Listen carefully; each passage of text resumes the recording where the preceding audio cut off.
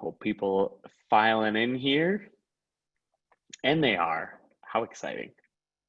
It's always fun to watch the little participant counter shoot up, Brian. It feels like such a bizarre party that we're hosting.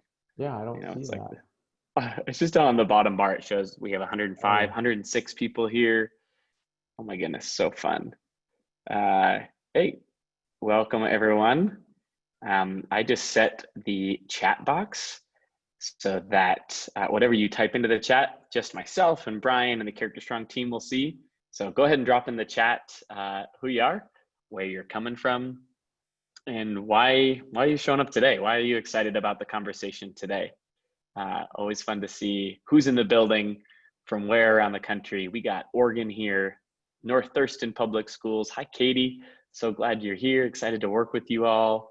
We got Kathy from Mississippi, Denton ISD. Oh my gosh, Florida, Colorado. Texas is here in the house, always in the house, Texas. We got Pennsylvania here, Kelowna. Violetta, hello. So fun. Hi, Darby. I'm actually in Darby, Montana right now. So your name is where I currently exist. Indio, California is in the house. This is just always fun to see, Brian, like the worldwide fantastic. It's gathering we're hosting. Atlanta, Georgia's here. Chris from Minnesota. Miss Emma. Hi, Miss Emma from Wenatchee. That's awesome. I'm freaking out about starting school in the midst of a pandemic, someone says, about Black Lives Matter, political climate, and so on. So we need some SEL for adults. Well said. We got a preschool teacher here from Chicago, Illinois, looking for tips on supporting my student parents, or parents of students. We got Bethel SD, Austin Fire Department is in the building. That's cool. Incredible. Well, welcome everyone. We have over 200 people here live, which is always such a gift. Thanks for making time today. Amidst, I know some of you are in the heart of summer, and yet you're showing up to pay attention. And hopefully today serves you in your personal life and in your role as an educator. We're joined today by Brian Smith, who we started working together just a few months ago. Brian is leading a lot of the research and just pitching. I feel like I get a research article every few days from Brian that breaks my brain open and causes me to continue to push and question on what I understand about social emotional learning, about empathy, about equity, about social justice, about teaching middle adolescents versus younger adolescents. How do you actually make this stuff stick? Because these are the things that we all want to equip ourselves with and our students with. But how do you do it well? How do you do it backed by research? What does the research tell us about how to teach this stuff effectively? And one of the things that we know directly is that if we don't take care of our social emotional learning for adults, we're never going to be able to effectively pass it on to our kids. So Brian, super excited to have you here today to share a little bit with this audience. Tell us about who you are, where you come from, and let's dive in. Well, welcome. Again, one of the amazing things is being able to have a meeting like this with people from all over the country. Welcome. Briefly, my background. I started off as a social worker. I worked with kids a bunch in residential treatment centers and whatnot, got my master's, and actually ended up working in schools a lot. I was an elementary school prevention specialist and counselor for a couple of years. I worked in high schools in Albuquerque, New Mexico for over 3 years as a social worker and as a drug counselor. I was a drug counselor at an alternative high school middle school up here in the Seattle area. Did a lot of mental health work with kids. Went back to school at the University of Washington School of Social Work, got my PhD. After spending a long time, spending a decade kind of in the trenches with kids that had really severe problems, my quest, if you will, was, how do we get upstream? How do we figure out how to effectively support kids so that not as many of them need really targeted intensive services? So I focused on the field of school-based prevention, which essentially has turned into social emotional learning.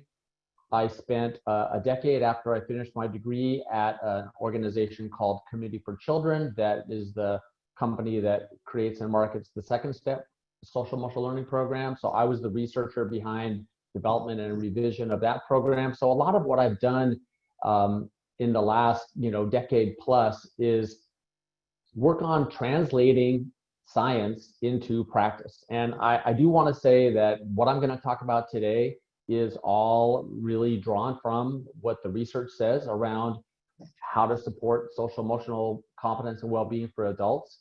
I think that this is a super important topic right now. Obviously, in sort of 40, 45 minutes, I can only cover so much, but I'm going to try to do what I can. I've been, I should say, the last couple of years doing a lot of professional development and trainings with adults.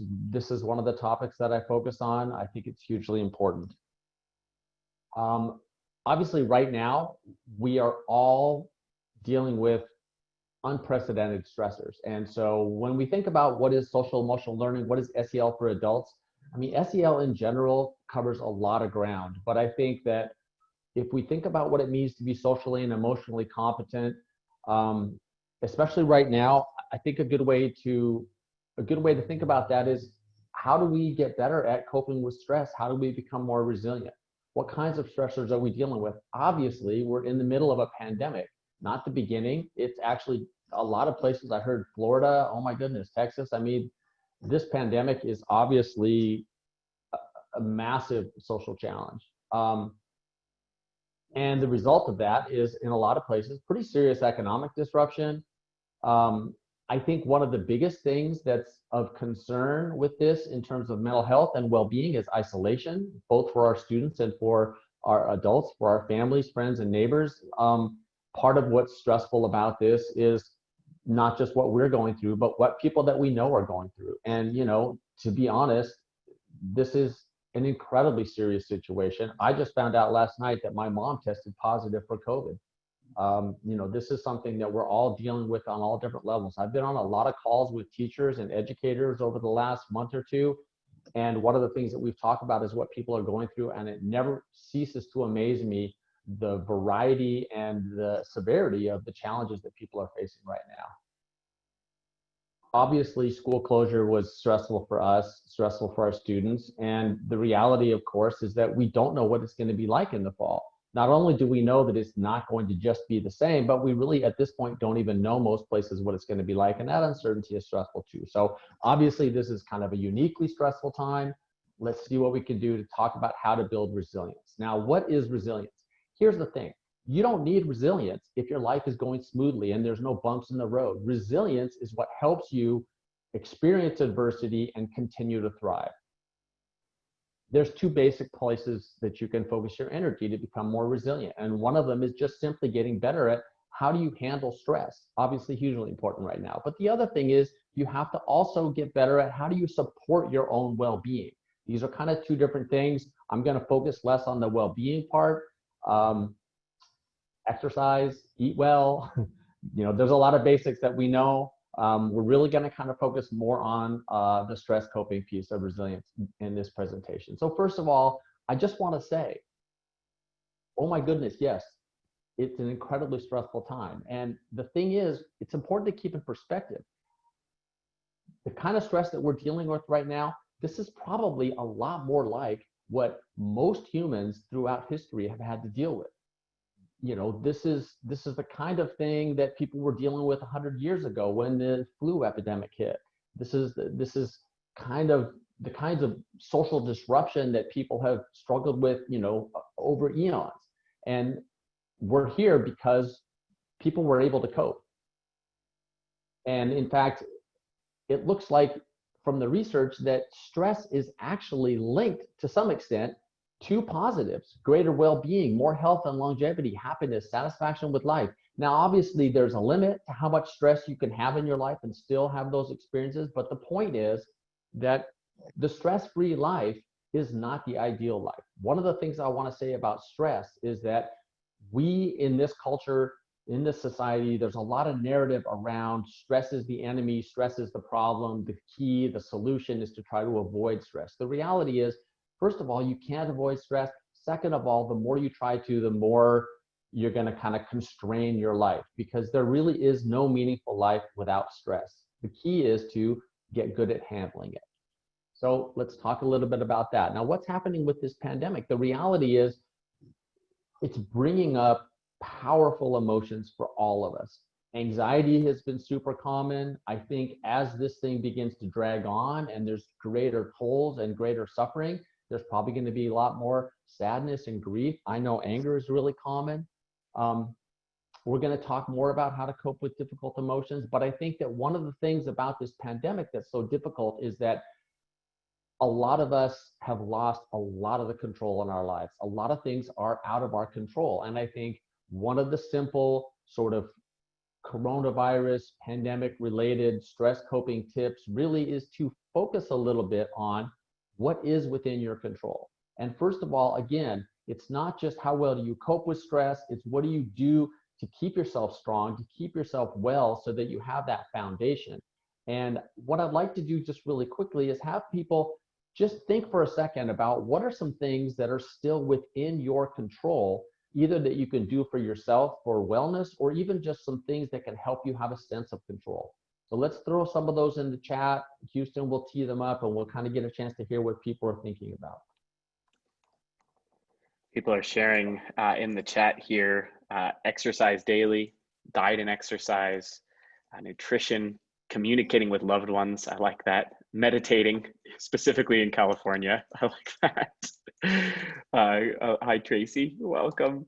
Not watching TV is in my control. Gratitude, exercise, morning walk every single day. Online learning, in some ways, in my control. Deep breaths, crafting, making space for quiet time, eating healthy, reading, mindfulness, professional development, seeking that out. Relationships with friends, to keep in touch with friends and family. I can wear a mask. I can limit my trips to stores. I can call and Zoom my family. My outlook is within my control. Deep breathing and dog loving. That feels like a bumper sticker, Brenda. That's like your life encapsulated. I love that. Choosing my attitude. Self-care, limiting social media time, well said, kindness and compassion for others, my capacity for love, general attitude, keeping a clean house, beginning my master's. Congratulations, Shauna. How cool is that? Tube down a river, that's within my control. Nice. Animal loving, random acts of kindness, all kinds of great things coming in the chat here. And I love that simple reminder of what's external versus internal locus of control, right? Like, what do I actually have the capacity to control in my life? For me personally, Brian, I feel like I can control, I try to make space for movement every day. I try to make space for music every day, and working on making more space for intentional learning. As an organization, we've been committed to this equity journey and learning more about that. So making time in my day to read or listen to podcasts or videos. I have control over my personal education during this time. So those are some things that I'm exercising myself. Yeah, I mean, people came up with all kinds of great stuff. And I would really encourage you to sort of look at the chat, think about if there's ones in there that maybe you could put a little more energy towards. And one of the things that I want to mention was somebody said something about media and social media. And I think that one of the challenges one of the challenges for me in this pandemic is that it's always a changing situation. And so there's a tendency to feel like, wow, I have to constantly be keeping up on what's going on. And one of the things that I think is helpful is to find that balance where, you know, you do what you need to sort of keep track of what's happening without getting sucked into spending a lot of time focused on the media, focused on what's happening in the world, as opposed to what you're doing in your life to help take care of yourself, build up your strength and resilience. So that was a lot of really great contributions from folks. Thanks. Here's another thing. You know, one of the things that's hard about this time, and I think an easy example is online instruction, but you know, there's so many ways in which it's easy to feel like we're not coping with this as well as we could be. We're not, maybe you heard that list and maybe you're like, you heard some things that you wish you were doing, but you're not. There's so many ways in which we can sort of add to the stress of this situation by kind of beating up on ourselves. And I think it's really important to pay attention to that. Pay attention to if you're having that experience of like feeling like you're not handling this well enough. I mean, a lot of us are used to being in, pretty good control in our lives, used to functioning pretty well, and suddenly we get thrown a million curveballs at once. It's easy to feel like we're just not handling things. And so I think that the key here is to pay attention. If you notice it, really just acknowledge when you're having difficult feelings and acknowledge that you're probably sharing that with the majority of the population right now. It's natural. It's part of being in a crisis situation like this. And then really the key is to just try to take it easy on yourself. Try to be kind to yourself. You can actually talk yourself through this. You're feeling sad. You're feeling anxious. You're feeling like you're not doing well enough right now. That's okay. Everybody else is too. Just take it easy. You're doing your best. This kind of positive, nurturing self-talk is important. And it's also the kind of things that we can do with other people. So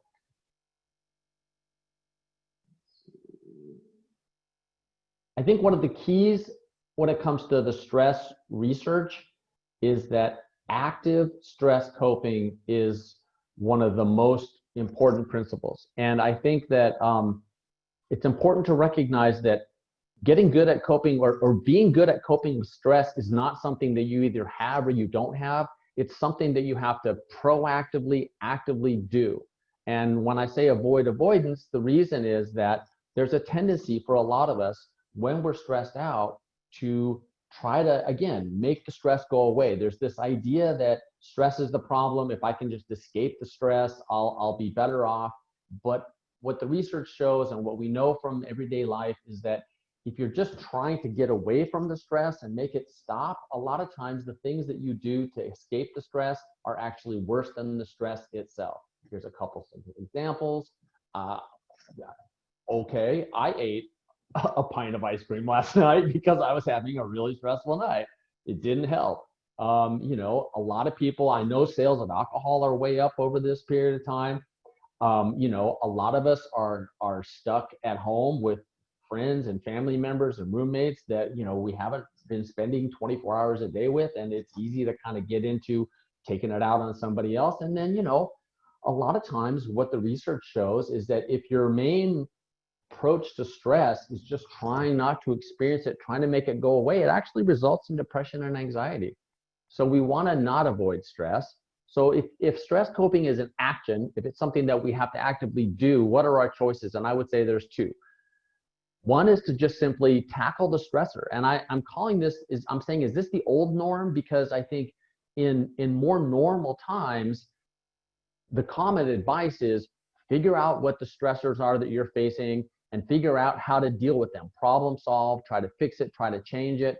However, right now, a lot of the biggest stressors in our lives are things that we can't change. We can't make them go away. We can't fix the problem. So where does that leave us? So that basically leaves us with how we deal with the stressor, how we deal with the situation, and what we can do to support our own well-being. Here's a quote from Viktor Frankl. He's a guy that was a psychiatrist and wrote a book called Man's Search for Meaning after he came out of the Holocaust and was in a concentration camp. He looked at that most dire of situations, and his takeaway was, if you're in an impossible situation that you can't solve, you still have the ability to change or work with how you deal with the stressor. So how do we do this? I think one of the key things is, again, rather than trying to escape or this can't be happening, it's not right, we have to figure out how to accept it when reality is really stressful. And again, it's not accepting it as in, oh, okay, I'm happy that this is happening. It's just accepting that it is the reality and facing it square up. Because again, not all stressors are fixable. They're not all problems that we can solve. So what we really need to reorient ourselves towards is like, okay, what's really going on? And instead of fighting reality, instead of wishing it wasn't happening, I mean, if you're driving and you get a flat tire, pull over, pouting and pounding your hands on the steering wheel is not going to help. You're going to have to deal with the fact that you have a flat tire. You know, we need to face not necessarily fixing our problems, in which case that's not the best example, but we have to actually face up to what's going on and then recruit our strengths and resources. Again, here's my last Viktor Frankl quote: the last of human freedoms is the ability to choose your attitude.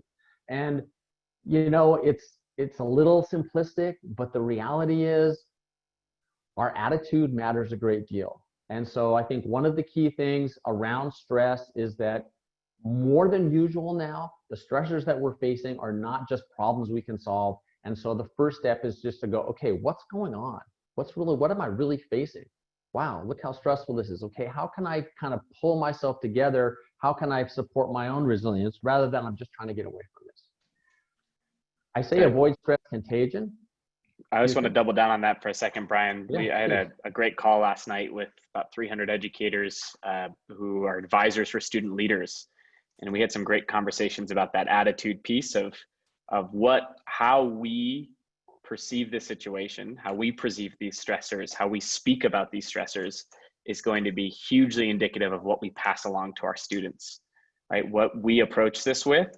You know, we talk about it in Character Strong as the law of the lid. In fact, we just did a podcast on it. I'll drop it into the chat right now. That concept that whatever we bring to the table is going to echo into the people that we serve. And so that comment, I think, is so critical right now of the way we speak about this, our attitude towards it is going to be the positive version of the contagion you're about to talk about. Well, yeah. So you could also say attitude is contagious. Your state of mind is contagious, and that applies to stress as well as other things. So, you know, we know that stress is contagious. There's actually research that shows that teachers who are more stressed in the morning end up having kids in their classroom at the end of the day who are more stressed. And certainly, like I was saying, when you're stuck in a house with people, you know, the people that you're around, you know, they pick up on your stress, even your pets do. So I think one of the things that can be helpful is to recognize that, you know, we're not just in this for ourselves. And in fact, our ability and our approach to coping with stress and trying to be resilient is not just about us. It's actually how we cope is going to impact the other people in our lives. And so, you know, that's actually something that we can kind of, in some ways, use to motivate us. Because especially as educators, as teachers, you know, I've heard this a lot from teachers. It's amazing how many times I've done these stress trainings with teachers, and one of the barriers for folks sometimes is like, oh, well, but that's for me. What, give me something I can do for my students. Well, the reality is taking care of ourselves is something we can do for our students, is something we can do for our friends and our family and our community. So I think that it's important to think about taking care of yourself is actually another way that you can take care of other people. And that kind of ties into this. This is a picture of my son when he was in middle school. And at this time, I found out I had cancer, and it was pretty serious. I was getting dire prognostications. And so I had a lot of coping to do. And the thing that really hit me as soon as I found out was my son's in middle school. I don't want him to lose his father while he's still just a kid. And so a lot of what I did during that time to cope and seek out, you know, people that could help and all kinds of stuff was really motivated around my concern for him. And frankly, it made me a lot stronger. It made me a lot more resilient than if it had just been about myself. And so I think that it's important to think about the fact that more self-focused goals actually don't help us grow, don't really help us cope. They actually can lead to more problems, whereas self-transcendent goals, whether it's your family, your students, your community, something that you can do to help other people, they kind of help to transform stress. And people who have beyond the self goals experience their life and their challenges as more meaningful, and it boosts positivity in the brain that actually helps you cope. This is an important source of motivation and strength. And this is part of what we struggle with in the whole arena of stress coping and resilience is where do we find strength And where do we find the motivation to do all the things that people listed in the chat before that sounds so simple, but it's so easy to just sit down and watch TV or turn on the news instead of going for a walk or doing something good for yourself. And I think thinking about not just yourself, but the other people that your stress coping efforts are benefiting can be an important source of strength and motivation. And this kind of ties into the power of meaning. And really, there's a simple formula here. Again, life without stress is actually not very meaningful. So, but then again, just stress in itself is also not that meaningful. So what's the formula? The formula here is that we experience stress, we connect to what we value, to what's important to us, and then that is really a way that we make meaning and bring meaning to the situation and to the challenges. And there was a big study that was a nationally representative study in the US, and in fact, they found that people who said they had more stress in their lives also reported having a more meaningful life. And I think it's important to think of stress not just as some toxic thing that life, throws at us because it's mean. It's actually connected oftentimes to how engaged we are in what matters to us. So for example, I think it's a simple thing to say, we know that teaching is one of the most stressful professions. And why is it stressful? Well, part of the reason is that people who go into teaching care about kids, and trying to effectively educate the numbers of students that teachers have to deal with all the pressures and all the constraints they have is really stressful. But it's stressful because you care. And it's the same thing with raising children. I mean, we know that raising children is challenging, but it's also incredibly meaningful. And so I think that finding things that are meaningful, finding the way that stress connects to what's meaningful in our lives is, again, a way to help us have strength and resilience and to cope, really. If you're able to do that, what the research and what the science shows is that you're more likely to tackle your challenges instead of just, back away from them. It helps you build strength, helps you grow through adversity. In fact, in big studies, people who say they have a more meaningful life, they actually live longer.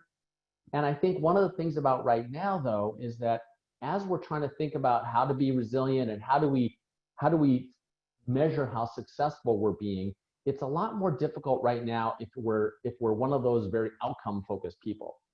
The reality is, I think it's important also to focus on efforts, because right now we can't, again, make most of our stressors go away. But what we can focus on is, are we taking positive action? Are we doing the things that matter? I think optimism is another angle on this. This is a big attitude piece. This pandemic is not going to be with us forever. It is, unfortunately, though, going to be with us for quite a while. And I think that it's interesting to think about optimism as more of a choice or even a skill, as opposed to just something that you're born with or not. And how do we build optimism? What I would say is that one of the key practices is gratitude. Basically, we know that the way neuroplasticity works is that at any age, the brain is malleable, it's changing, you're always building new connections. But the way you do that is by what you focus your attention and your energy on. So the idea here is that if you engage in a regular practice of some kind of gratitude exercise, and we'll talk about it in a sec, each time you do that, you're basically training your brain to scan your environment and your life for positive things. We know that humans, for evolutionary reasons, have a negativity bias. This is where essentially we have a tendency to focus on things that are not so positive, because it in the past gave us a survival advantage. But right now, I think actually it's kind of a survival advantage to flip that and say, how do we train our brain to focus on what's going well? Because the reality is, a lot of things are not going well right now, but a lot of things are. And can we kind of orient ourselves that way so that essentially we rewire our brain so it gets better at spotting positives in our lives? Gratitude journal is essentially every day, you keep a journal every day, you write down 3 things that you're grateful for. I did a training in a small town one time for school psychologists, and I talked about this. And afterwards, a woman came running up to me and she said, I did it. And she was over excited. And I'm like, well, what did you do? And she said, I had a gratitude journal and I wrote stuff in it every time I thought of something I was grateful for. And she's like, and my goal was to get to 1,000 and I did it.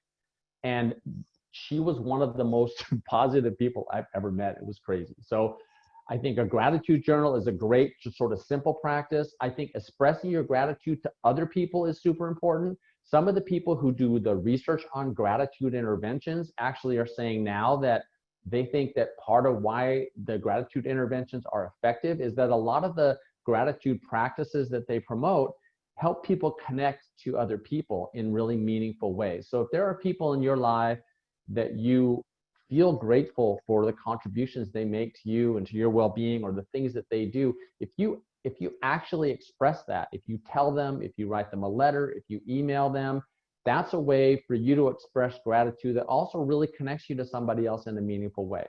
And here's another simple tip is the imagine the absence, because we always think like, well, what are the things in my life that are so great that I'm so happy I have? But think about some of the things that you take for granted and give yourself a moment to say, well, what if I didn't have that? You know, what if I didn't have a car that worked well, that could take me where I needed to go? What if I didn't have friends in my life? What if I didn't have the internet so I could talk to people all over the country about stress and resilience?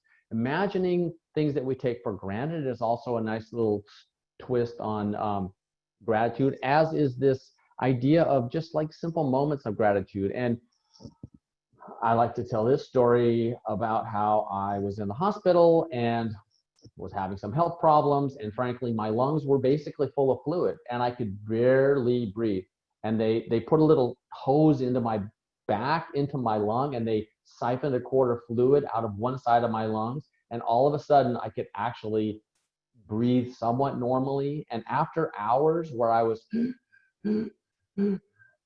ever since then, I literally, if I think of it, can take a moment and just be grateful for the ability to take a simple full breath and how good that feels. So we have a lot of small things we can also be grateful for. One of the key things about people and one of the key sources of resilience is that we are social beings. And in fact, if you look at the research, obesity reduces longevity by 20%, heavy drinking, even worse, smoking, even worse. But worse than that is loneliness. Loneliness is literally toxic. It registers in the brain as physical pain, in the same part of the brain as physical pain. So what's up with connection? You might have heard of this thing called oxytocin. It's a neurochemical. It's sometimes called the cuddle hormone because when mothers nurse their babies, it gets released. When people hug, it gets released. But actually, there's a lot more to it than that. And it's a hormone that actually increases our focus on interpersonal connection. And it strengthens relationships and helps us have more ability and more strength and motivation to connect with and take care of other people. It boosts our empathy and our intuition. And it suppresses the fear response. So it's interesting in really like high stress situations, we know that there's fight or flight, but there's another response which really is around human connection. And when we do that, it actually gives us courage to handle the stressor. So there's a lot of reasons why connecting with people boosts oxytocin, which then strengthens our ability to cope with stress across the board. And, you know, there's a lot of research, and it's also common sense that more friends is an important part of being healthy. It improves our mental health, our immune function, makes us less stressed. I was on a blog just recently where people were talking about the pandemic, and I saw this quote: I've decided the only way I'll be able to keep my spirits up is by making sure the people I know that I care about know exactly how I feel about them. And again, that's a two-way street, because this person is feeling gratitude when he's telling people that he cares about them. They're feeling good because he's connecting, and he's feeling good because he's connecting and because he's also sharing, you know, some positives with folks. So this is a virtuous circle when we do this. And, you know, there's a research finding here that says the number one thing that makes people happier at work is having positive social connections. Now, how's that going during the shutdown? Not great. But are there ways that we can reach out virtually, connect with our coworkers, and take advantage of the fact that these people that we know well, that we spend normally so much time with, that we have so much in common with, that we can connect with them and sort of have some sort of positivity, some sort of connection with them. These kinds of intentional efforts to reach out and make connections are hugely important in general for stress coping and resilience, and in particular right now with this pandemic, because isolation is one of the really worst mental health and stress related outcomes of having to be so isolated. It's a branding problem that the recommendations came out that we need to physically distance, that we need to socially distance. It's not social distancing, it's physical distancing and social connection. That's really the combination we need, because again, we know that if we can connect, it's going to boost our resilience and decrease our stress. And the thing that's interesting about social connection is that the research shows that when people do things for other people, when people reach out and support other people, the people that they're supporting benefit, but the person who's doing the reaching out and doing the supporting actually benefits even more. So this again is a virtuous cycle where we can help ourselves by helping other people, and it kind of it gives back both ways. However, there is a dark side to social connection, and it's called co-rumination. Where I ran across this was doing research on teen depression and anxiety, and what the research shows is that particularly for girls, one of the big sources of why girls get more depressed and anxious than boys in high school is that they engage in a lot of co-rumination. So rumination is when you get stuck in kind of a thought loop about something negative. So oftentimes with depression, you're stuck in negative thoughts about yourself and things that have happened in your life. Often with anxiety, you're stuck in negative thoughts about bad things that you fear are going to happen. Co-rumination is basically when you do that with somebody else. So the pattern is, the research says that too often teenage girls have interpersonal problems, they have social problems, they have difficulties, they turn to their friends, they want to share what's going on, and then afterwards, because all they've done is just like magnify the problem in talking it through. Oh my God, yeah, that's the worst. Oh, you know, that's you know, on and on and on about the problems. The problem is afterwards they feel worse. So how do we avoid this? How do we provide social support to other people that's going to be effective instead of just auguring further into the hole? And I think the first step is that we have to empathize and validate. It's not this old idea that you know, you just need to help them solve the problem. People need to know that they're heard. People need to know that what they're going through is valid, that it makes sense, that it's understandable. But then you have to pivot. If all you do is just talk about what's wrong, chances are the person's going to come away still focused on what's wrong. So you got to pivot towards coping. And again, that could be helping them figure out how to solve the problem. But these days, a lot of the things that we're stressed over, we can't fix. And so in that case, it's really more about coping. And honestly, sometimes getting the person's mind off the problem is helpful. Finding something else to do that's fun. Can we meet up and go for a walk outside? You know, are there ways that you can help them find something that can at least get their mind off it for a little while? Because when you can't fix the problem, if you temporarily distract yourself and find ways to kind of think about something positive, it can be helpful. And then again, how can they help themselves feel better? This is a technique that is useful in a wide variety of situations. It's called the mindful stop. And basically, any kind of challenging or stressful situation, this is a good social emotional skill to have. When you notice that you're having difficult thoughts and feelings, because again, there's the situation, and then there's what we make of it. There's the emotions that come up, there's the thoughts that come up in relation to something, and It's important to pay attention to those. When we have those, a lot of times we can just get carried away. Ideally, instead, if you can even picture a stop sign or just use the word stop as a cue to yourself, you can stop, take a deep breath, see what's going on, and then find a positive way to proceed. So let's walk through. So first of all, you're getting upset. There's some kind of stressor. There's something that really has you going. Just tell yourself to stop. Take a moment and like bring yourself to where you are. And you know, one thing is that there's a lot of what's called grounding activities where you literally look around and you just see, okay, what are 3 things that I can see? What are a couple things that I can hear? Just a couple concrete things to bring yourself to the moment.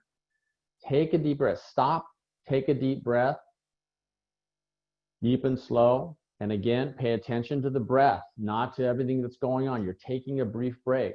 And then look at what's happening. What am I thinking? What's going on here? Why am I so upset? What are the feelings that I'm having? I'm going to talk about that more in a minute. And what am I doing? What's the other person saying? Like, what is the situation? Let me just see what's going on and try to see it a little bit from a distance. Try to observe what's happening instead of I'm in a situation and it's just swamping me. And then finally, think about what's important to you. Again, we talked about meaning, we talked about purpose, we talked about who you're working to cope for in addition to yourself.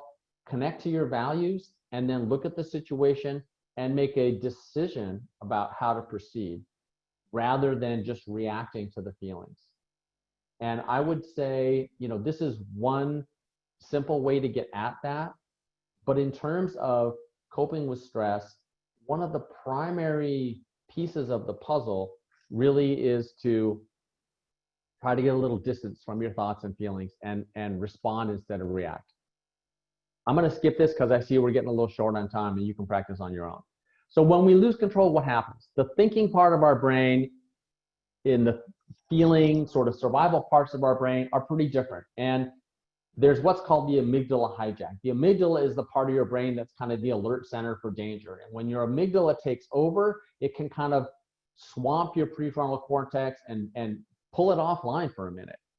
We talk about you can talk about the upstairs downstairs brain as different parts of the brain that do different things. Hot or cold processing, when you're hot processing, it's because it's emotionally driven and it's hard for you to think things through. When you're cold processing, you have the ability to kind of like walk through the steps of what's happening. Here's a good model for that. It's the hand brain, and this is something that you can do with kids. So the idea is, you know, here's the reptilian survival part of your brain, but it's kind of evolutionarily, it's covered by your prefrontal cortex, the thinking brain. But when you get too upset, you flip your lid and now your survival brain's in control. So what can you do with strong emotions? Catch them early. It's easier to put out a campfire than a forest fire. When our emotions are raging, it's pretty hard. When they're just getting going, it can be a little easier. So one of the key things here is pay attention to your emotion signals. Different ones of us experience anger, experience sadness, experience grief in different ways. And when it starts coming up, try to pay attention to it. Maybe do the mindful stop for a moment and think about how to cope instead of waiting till it's an emotional forest fire. Here's an emotion calming strategy that's been shown by research to be effective, and it's called name it to tame it. What you do is you put a name to the feeling. I'm feeling anxious. I'm feeling scared. I'm feeling angry. It doesn't even matter if you get it exactly right. It's just paying attention to it and labeling it. And in fact, there's neuroscience research that shows that it powers the amygdala and helps you kind of engage your prefrontal cortex. So like a simple, quick, in the moment, what am I feeling? You can integrate it with the stop. When you're observing, say, what am I feeling? Name it. Naming it is really helpful. You know, deep breaths, it's already in stop. Deep breath is one of the simplest things we can do. And it's supported by research from the American Institute of Stress, Harvard, Mayo Clinic, you name it. Everybody basically says deep breathing works. Improves your brain function, helps you be more positive, helps you relax, and it directly decreases anxiety and stress. So the key here is slow, deep breaths and try to just focus on the breath as you do it. Two are, the basic one is belly breathing, because you're not, you want to try to feel your diaphragm expand, try to take a deep breath. But the figure 8 breathing is kind of a good one. Basically, what you do is you draw a figure 8 in your palm, on your leg, on a desk, in the air. And as you do it, you're breathing. So it's in, out, in, out. So you're basically half of the figure 8 is in, half of the figure 8 is out. It does two things. It's helping you take a deep breath. It's giving you a little bit of a distraction because now I'm doing two things at once. I'm doing a physical thing and a breath thing, and I'm connecting them. It makes it hard for me to ruminate and get all caught up in stuff if I'm doing that. So it also helps calm me down that way. Think for a moment. If I was to say, think about your brain and body health, think about your well-being, your wellness, what is the single most important thing you should pay attention to? If you thought sleep, you are correct. The field of sleep research has blown up recently. Labs, because of brain imaging, are able to do all kinds of stuff. And we're really learning a ton about how incredibly important sleep is for well-being. In particular, poor sleep, which is less than 7 hours a night for adults, less than 8 or 9 for teenagers, as well as like fragmented sleep. Poor sleep impacts negatively every physiological system in the body, and over time causes serious health problems. But the biggest effects that they've found in sleep research is negative impacts of poor sleep on mental health, depression, anxiety, impulsivity, emotional reactions. Think about your teenagers, if you teach in secondary, who are coming to school after staying up late playing video games and on their phones and everything. How are they going to react to the challenges of school? But how do we react? If our sleep is disrupted, we're so much more vulnerable to all the stressors that we're trying to deal with. Our cognitive control, our ability to problem solve, our ability to make good decisions, learn things, it's all impacted by sleep. If you want to figure out how to improve your sleep, how to help yourself get good, solid, regular sleep, I suggest that you simply Google sleep hygiene. Here's a couple things, Houston, you want to touch base on this first one? Yeah, absolutely. I got a couple things to share as well as you're talking about some of these things that resonate and some tools that we offer. One of them is on-demand PD, which when we send the follow-up slides, you'll get a link to the whole video of this and all of Brian's wisdom in video form, and you'll also get all of his slides here. And if you click on on-demand PD there, it will take you to a page that explains one of the things we've created during this time. We know that having the ability to take in information at your own pace and in more bite-sized chunks is critical right now. So we've developed a pretty robust on-demand library of professional development with an entire unit on stress coping and resilience. Lots of other units about relationship building and responding to behavior effectively and how we think about culture. But one of them is really, there's a whole module just on sleep, where Dr. Clayton Cook talks to us about what the research says about sleep and how to effectively cultivate that sleep hygiene in your life. So if on-demand PD is something that you're interested in, then you can just use the code webinar, and just until Friday, that'll give you $99 off. So I wanted to drop that here. Someone in the chat saying, I have it, it's awesome, and I can't wait to share it with my staff. It is awesome. So if you're interested in that, I just dropped it into the chat there. It's pretty awesome, and Dr. Cook, who's a friend of yours, Brian, has put out a ton of material that he taught. So it's good stuff and related exactly to what you're talking about today.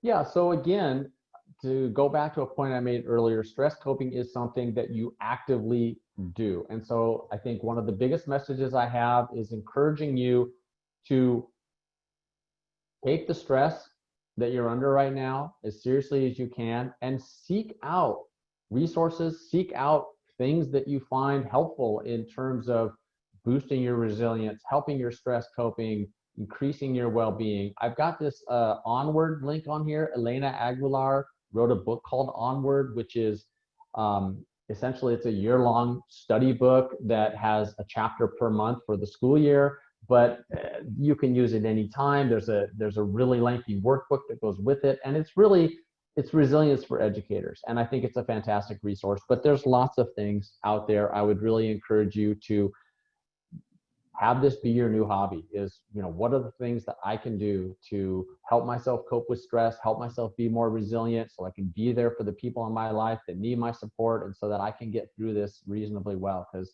it's not ending anytime soon. So here is kind of a quick list of the things that we talked about. And what we'd like to do now is, in the 10 minutes or something we have left, take questions. So if you have any questions, shoot them into the chat. Houston, I think, can tee us up, and we'll see what we can figure out. Yeah. While we're waiting for a few questions to come in, Brian, if you don't mind, I'm going to share my screen for a second. And I'm going to share, in some ways, a response or some tools based on some of the things that you were just sharing with us. Among them, social connectedness. So in the chat, I'm going to drop a link to some upcoming webinars that we have. One of them is on Thursday. It's called Virtual PD Doesn't Have to Be Terrible. I'm excited about that. One of the things we'll share about in that webinar is some tools that we're creating in the online space to make things like professional development and even advisory lessons way more engaging. So for example, here's a menu of get to know you type activities. So for example, one of the things that we do in our professional development is called the Deck of Destiny. So if I click on the Deck of Destiny, Brian, give me a card, suit, and number. Spades. Spades? What number? 7. 7. What's the best way to start the day? Why? And do you actually do it? That's a good one. So we already even talked about some of those things. What are things inside my control? So the Deck of Destiny is a organic tool that we use inside of professional development, inside of our lessons, as a means of increasing those social connection pieces that you talked about. So make sure you sign up for that webinar on Thursday. We get a couple of questions trickling in, but while those do, one of the things I wanted to share with you that's coming up here just next week, we have the Relaunching Relationally Roadmap training, which focuses on all of the different dynamics that are happening in a school, and how do we put a focus on those critical relationships? Well, to Brian's point, we have to start with our personal well-being with something like sleep. So part of what this training does is give you practical ideas on how to increase stuff like that. So here's one of the challenges we offer educators. We've even included a link to listen to a friend of ours named Connie, who does a music meditation that takes you through some deep breathing exercises set to music, so you can practice your coping skills as well as put yourself to sleep at night. A few other examples from that, just to get you more excited about it.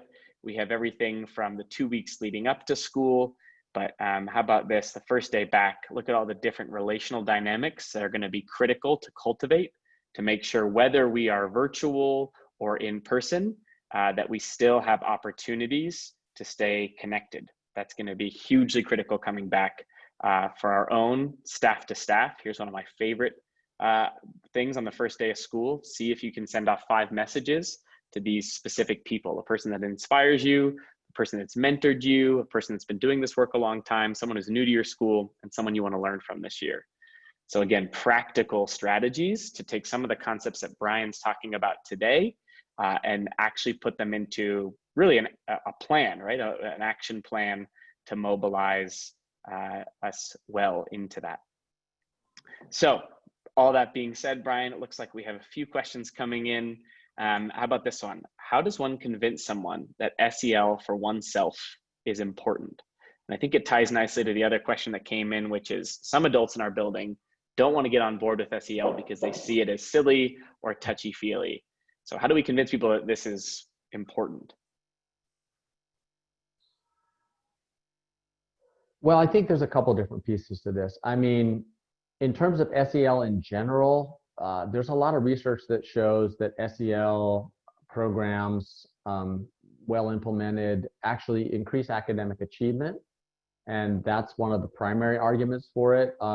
You know, the skills that kids learn in SEL are essentially skills for the 21st century. So it's helping them to not only be successful in school, but also preparing them to be able to step into the modern economy where the reality is most people actually work in teams and interpersonal skills are hugely important. We have a really serious situation on our hands in terms of the number of kids that have mental health problems.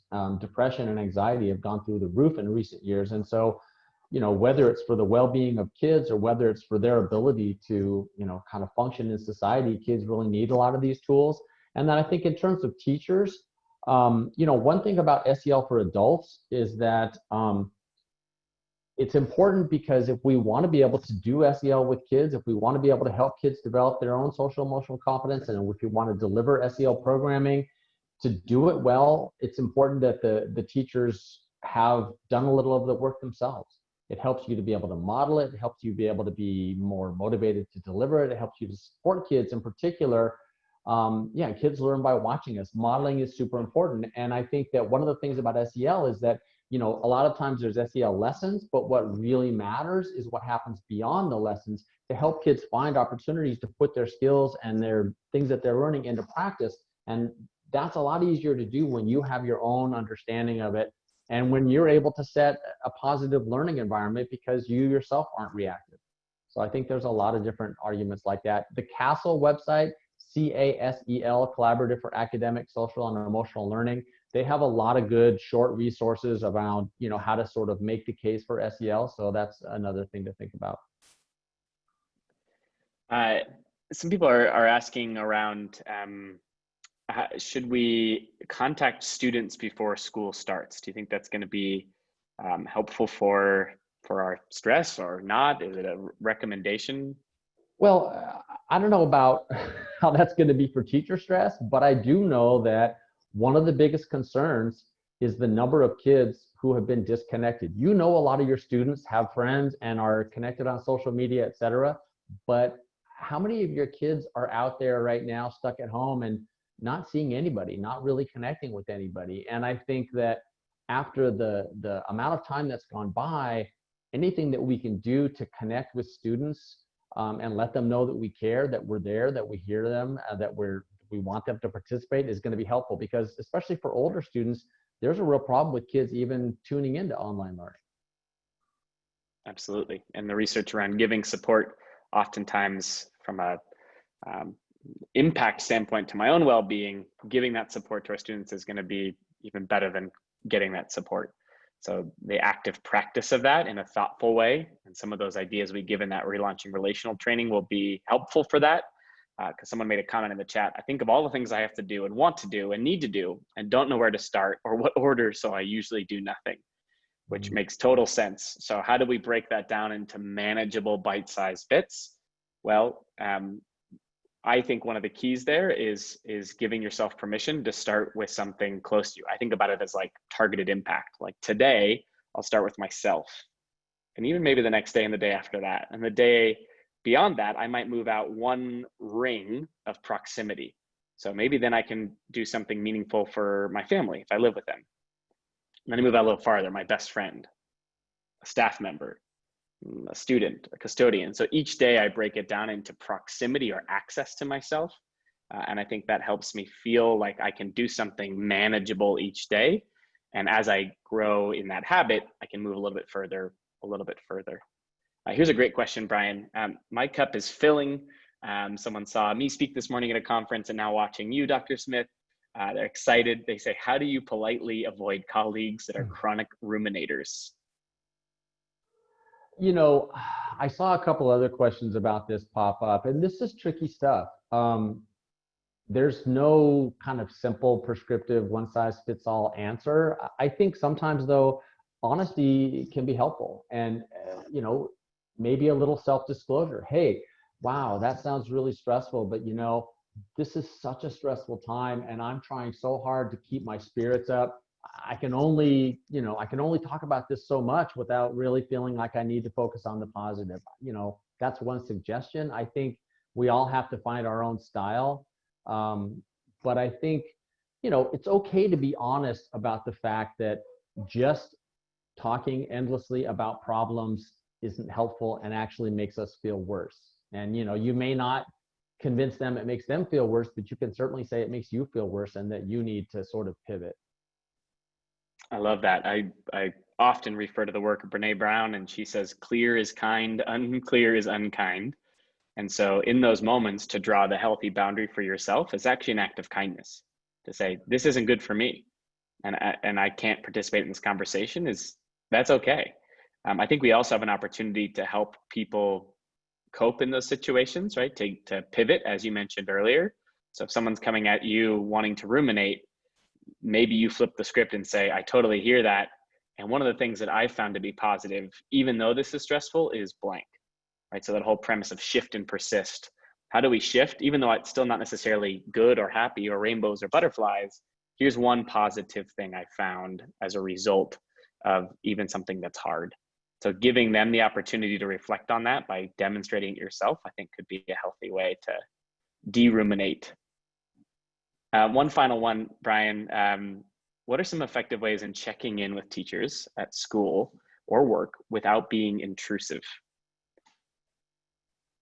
Well, I think, again, just being upfront about your motivations. If you're people are really different about how much they want to share about what's going on with them. So if you can sort of do it in a way that lets them know that you care and you're trying to be supportive, but also give them the option, how much of that they want, I think it's critically important. There's extroverts and there's introverts, and what works for some people doesn't work for others. And so I think that we want to be able to reach out to folks, and at the same time, I think, again, clear is important on that one, right? So let them know that you're not demanding something. Let them know that you're offering something. Yeah, and I think it's always a humbling reminder that just because someone denies our help in the moment doesn't mean that they don't necessarily feel still moved by the help.